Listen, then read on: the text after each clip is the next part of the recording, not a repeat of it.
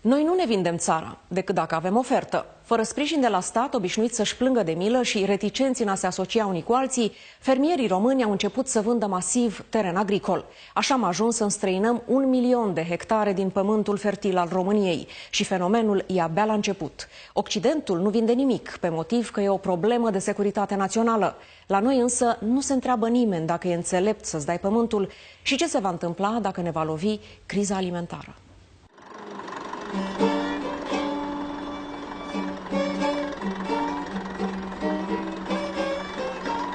În comuna Cocora, Ialomița, 5 oameni muncesc din greu sub soarele arzător la o căpiță de fân. Fac agricultură cum știu din moși strămoși. Trăiești pe o zi pe alta.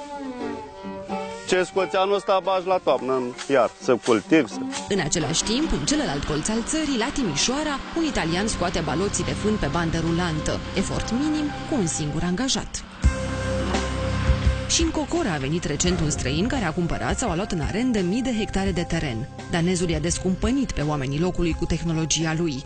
Păi da, dar noi ne punem cu el. Ce au făcut ei în 2 ani de zile, n-a făcut alții în 50. N-are nimerica pe aici ce utilaje are el. Tractoare de alea mari, pluguri. Unul când ajunge în capul ăla la altul, doar îl sucește și pleacă cu 7 brazi de plugul. Ale noastre, dacă punem 2 de-astea, care e 650, ca să ducă un dis de la cât tărăște alul ăsta, lui danezul ăsta. Neadu Mitru are 55 de ani și se uită la danez și la știuleții lui ca la Dumnezeu. Are numai câte 2-3, Doamne, câte 2-3, câte 2, n-am văzut porumb. Și acum 2 săptămâni, i-a dat cu avionul, i-a dat cu tot felul de mâncare, cu îngrășăminte, cu toate alea i-a dat. Păi dacă era greu ca mai aici la jumătatea mea. El, în schimb, muncește cele câteva hectare de teren, cum a învățat de la bunici. Cu prăjitoarea, cu calul. După ce prășim, pe urmă, dăm cu sapa. Asta e baza noastră, sapa. Danezul care a stârnit vâlvă în comună se numește Hans Paulsen și are doar 29 de ani. Cu 14 oameni face agricultură de performanță pe 4600 de hectare. A ajuns în Cocora în iarna lui 2008. Everything was just great, so my first impression was, in Romania, they don't have trees. Până în vară a înțeles că România are și copaci și tot felul de alte minunății. The soil was a much lower price than the price of soil in Denmark. Before this, some of the land was sold for 35 to 40,000 euros per hectare. Down here you can buy 2,000 euros per hectare. It's 5%. I don't see any opportunities in Denmark compared to this one. This farm is in a big size compared to Danish farms. Așa că pentru Hans, România a devenit paradisul agricultorilor. In Denmark we have actually high tax on the chemicals, we have tax on the fertilizer, we have rules for how much fertilizer we are allowed to use, we have many rules to try to protect our environment, to try to protect our waters. În schimb, în România, modelul eco n-a prea prins, motiv pentru care danezul s-a stabilit în acest sat uitat, dar cu libertate absolută. What more do I need? I have everything. Totul înseamnă un apartament în aceeași clădire în care ferma își are birourile. This is my kitchen. This is where I'm living. So we call this the best hotel in Cocora. Pentru el e perfect și nu înțelege de ce se tot plânge agricultorul român.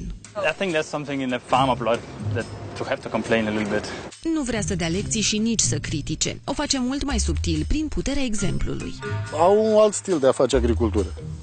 Deci el stă la birou, ce stă la birou, dar în același timp vine și mă schimbă pe mine la câmp. Cu alte cuvinte, Hans își părăsește des biroul de șef ca să lucreze cot la cot cu angajații.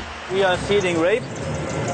We started a little bit early this year. Pentru el, agricultura nu e o corvoadă. Tractoarele de sute de cai putere au aer condiționat și GPS. The tractor is just steering himself by the satellites. So the driver have to be more careful to look what's happening behind him. Angajații lui Hans sunt toți din România. Mihai Radu a fost primul, așa că a beneficiat și de un curs în Danemarca. Acum spune că nu ar mai lucra la conaționali. În general, străinii când spun deal, e deal. Deci când ai bătut palma cu el, ce ai cerut, ce te-ai înțeles cu el, aia îți dă. Crede că și românii cu bani ar putea face agricultură de performanță, doar că au alte priorități. Știți cum e când te vezi când îți iei banii în mână, întâi îți iei șaien, frac și pe urmă îți iei șalopet. Danezul și-a lăsat fracul acasă și merge cu tractorul. Așa a câștigat pe deplin încrederea românului, care n-are nicio temere că ne vindem țara. Pentru mine e super bine că au venit. Peste porumb, așa vă silos, mă gândesc la copilul meu. Hans are și el argumentele lui. You didn't sell your country because the land is still here. Pământul este încă aici, dar 1 milion din cele 8 milioane de hectare arabile nu mai aparțin românilor. Străinii au cumpărat intensiv teren în ultimii 10 ani, iar fenomenul pare abia la început. Dacă vindem câte 1 milion de hectare pe fiecare 10 ani așa, peste 10 ani s-ar putea să ne trezim să nu mai aveți interlocutori care să vorbească românește. Un scenariu nu departe de adevăr. Oamenii n-au bani să-și cultive terenurile, deci le vor vinde cui dă mai mult. Când a plecat de la oraș, Valeria avea intenția să se apuce de agricultură. După 2 ani de nevoie, a vândut cu lacrimi în ochi 2/3 din terenul pe care l-avea. Obligația am fost de a-l vinde. Ăsta este pământul părinților noștri, care nu trebuia niciodată să ne despărțim. Acum se uită cu admirație la danezi, dar nu crede că străinii fac agricultură mai bine ca noi. Dacă am avea și noi cu ce să facem, am face, să știți. Doar că ai noștri nu au, așa că stau pe marginea șanțului la un pahar de vorbă și privesc peste umăr la danezi. Unii cu admirație, Omul a făcut bine ce a făcut. alții cu obidă. Noi nu avem unde să mai ieșim cu animalele astea, să mai mănânci. Decât pe izlază. Înainte aveam miriște, aveam o porumbiște, aveam o florătăriște. Supărat găsește repede dușmanul colectiv care a stat în calea fericirii agricultorului român. Că nu ne lasă hoți. La noi în România e hoți mulți. Mafii. Mai ceva ca în Italia. Până una alta, italienii, cu mafia lor cu tot, ne cumpără în fiecare an mii de hectare de pământ. La Stâncuța, în Brăila, un domn pe nume Giovanni Roncato a luat peste 3500 de hectare și cultivă cu succes orez. E specialist în genți de voiaj și nu știe un bob de agricultură. Și-a angajat însă 2 români de încredere, a concesionat pământ și basta, s-a apucat de treabă. Aici este depozitat orezul procesat, orezul integral. Și pentru că încrederea ține până la bani, italianul a găsit o metodă să controleze totul de la distanță. Toată curtea este supravegheată video. Aici se poate vedea totul din Italia, din America, de unde se poate accesa internetul. În plus, își trimite permanent oamenii de încredere. Unul dintre ei este Egidio Biliato. Sono venuto qua in Romania per vedere un'azienda molto grande, per una soddisfazione mia personale, perché non ho mai visto lavorare un'azienda grande. Italia, molte aziende piccole. S-a mirat când a aflat cât de ieftin își vând localnicii pământul. Qua verranno a costare, mi hanno detto, sui 2000 euro a letro terreno, più o meno. Poco, in Italia costa sui 40.000 euro a letro. În plus, italienii nu vând pământul din principiu. Ce e al lor rămâne. România, în schimb, și-a deschis cu generozitate porțile. Giovanni Roncato a concesionat pământul de la primărie cu doar 500 de lei hectarul. Pe an. Și-a descoperit că nu doar statul vinde pe nimic, ci și țăranul român. Am avut vreo 5 hectare, dar le-am vândut. Am avut 80 de milioane, dar am fost 30. Cu banii luați de la italian, Nea Barbu și-a cumpărat niște cărămizi și câteva scânduri să-și facă o casă. Doar că bugetul s-a terminat fix când a ajuns să ridice casa. A rămas și fără ea și fără pământ. Văzând asta, vecinii lui n-au mai vrut să vândă, însă abia supraviețuiesc. 1 hectar de pământ casă larg și până să-l culegi după el costă milioane. Milioane.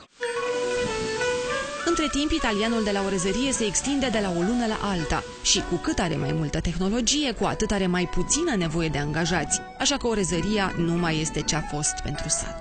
Toți munceam înainte. Cu copii așa îi luam la plantat orez și scotea bani de se îmbrăcau pentru școală. Înainte era 6 de oameni și acum cu 40 eu zic că ține toate 5.000 de hectare. Ce faci cu orezul unde îl duci cu un șefer cu tot 70.000 kg de orez în magazin.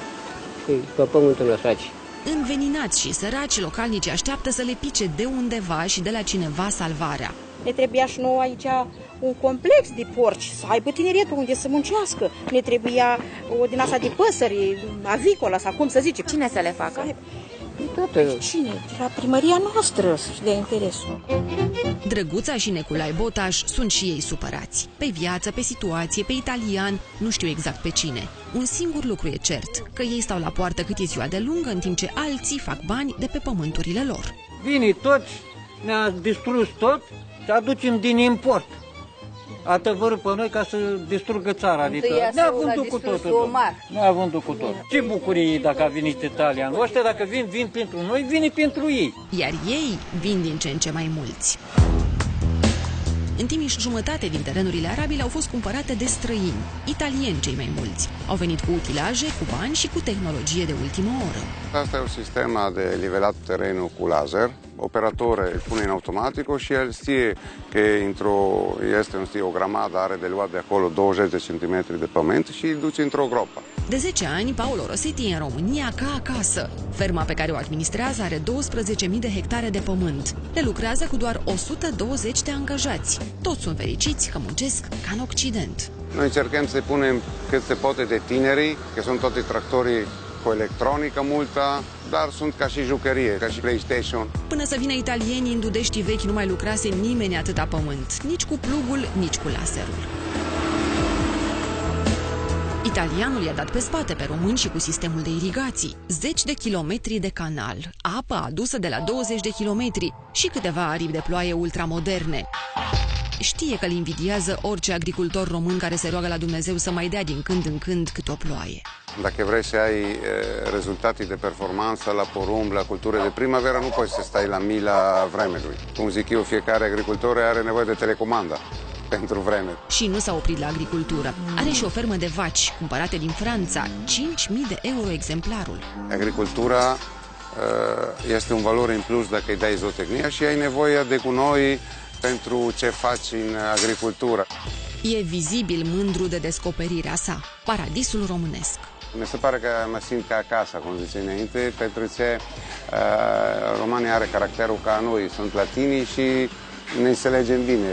Nu înțelege de ce unii spun că străinii ne cumpără țara. Când a ajuns el în Timișoara, 95% din terenul din zonă era nelucrat. Era iarba mare de 2-3 metri. Dacă vrem să intrăm în Europa, ar trebui să gândim ca europei, nu ca naționaliști. Ungurii, în schimb, și ei, cetățeni europeni, își permit să fie naționaliști și se mândresc cu asta. În Maco, Noghi Gheorghi Iosef are curtea plină de utilaje și o fermă de invidiat. Deși localitatea e la o aruncătură de băz de Timișoara, Maco n-a văzut picior de fermier străin. Nekünk ez az életterünk, a föld az egy munkaeszköz. Ebből lehetne megélni, vagy ezen lehetne megélni. Ha ezt kirántják a talpunkkal, akkor nincs helyünk a földön. Recunoscătoare, țara are grijă de ei. Kettőnk közt jelentős különbség most még. Az az, hogy itt van hozzá tőke, van hozzá tudás, és van hozzá eszköz. Romániában nem rendelkeznek eszközzel, és nem rendelkeznek hozzá pénzzel. Greșit, crede Iosef. Așa ajung alții să-ți controleze pământul. Ezek többnyire pénzemberek, és általában az országuk támogatja is ezt a tevékenységet. Ez a terjeszkedés legjobb eleme. Nem kell hozzá fegyver, nem kell hozzá katona, nem vesznek élő embert, a területük, a vagyonuk nő. În Ungaria, ca și în România, străinii pot cumpăra teren doar dacă au rezidență sau firmă în statul respectiv. Uniunea Europeană a recomandat însă membrilor săi să permită necondiționat oricărui străin să cumpere pământ. România negociază o perioadă de grație până în 2016. Ungaria o are deja, dar chiar și după e hotărâtă să împiedice investițiile străine în agricultură. Vannak olyan tervezetek, hogy viszonylag megnehezítsék, tehát úgy írják körül a föltételeket, hogy azt ne lehessen teljesíteni. Și nu este singurul stat cu astfel de abordare. Uite că în Germania nu fac chiar cum li se spune de la Bruxelles și fac și cum le e bine lor. Adică Germania nu vinde terenurile lor străinilor și când se apropie să cumpere un străin și exercită dreptul de preemțiune și cumpără statul. Noi, în schimb, tare ne mai bucurăm când vin străinii. Și de ce nu, dacă noi n-avem cu ce? Că vine să investească în România, este un lucru excepțional, nu că are pământul de aici. Noi n-am fost protejați în niciun fel în fața fondurilor de investiții care au venit cu mulți de bani și au cumpărat pământul în România. Așa că, în curând, micii noștri agricultori vor rămâne cu ochii în soare.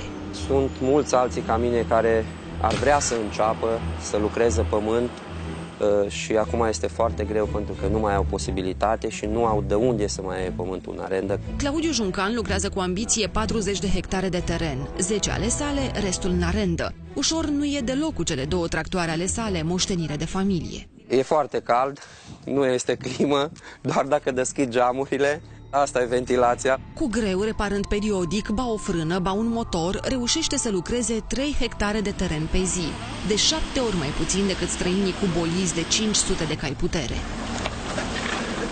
Așa utilaje, așa recoltă.